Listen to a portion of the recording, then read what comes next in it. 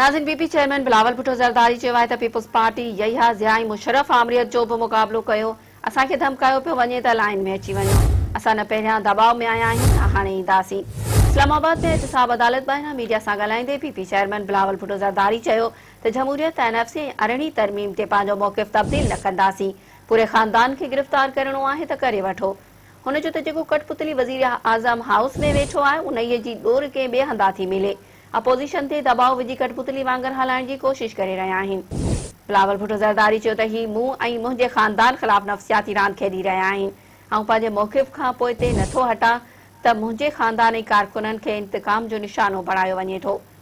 हुन चयो त छा बि थी पवे ऐं पंहिंजे मौक़िफ़ खां पोइ ते न हटंदुसि। नाज़रीन, अहम ख़बर हिकु दफ़ो ॿीहर अवां सां शेयर कंदा हलूं त पीपी चेयरमैन बलावल भुट्टो ज़रदारी चयो आहे त पीपल्स पार्टी यहिया ज़ियाई मुशर्रफ आमरीत जो बि मुक़ाबिलो कयो। असांखे धमकायो पियो वञे त लाइन में अची वञो। असां न पहिरियां दबाव में आया आहियूं न हाणे ईंदासीं। इस्लामाबाद में एहतिसाब अदालत ॿाहिरां मीडिया सां ॻाल्हाईंदे पीपी चेयरमैन बलावल भुट्टो ज़रदारी चयो त जमहूरियत एनएफसी अरिड़हीं तरमीम ते पंहिंजो मौक़िफ़ तब्दील न कंदासीं। पूरे खानदान खे गिरफ़्तार करणो आहे त करे वठो। हुन जो त जेको कठपुतली वज़ीर आज़म हाउस में वेठो आहे उन जी ॾोर कंहिं ॿिए हंधा मिले थी।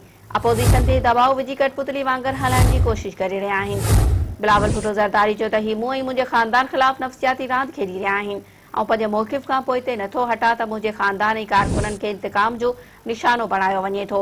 हुन चयो त छा बि थी पवे ऐं पंहिंजे मौक़िफ़ खां पोइ ते न हटंदुसि।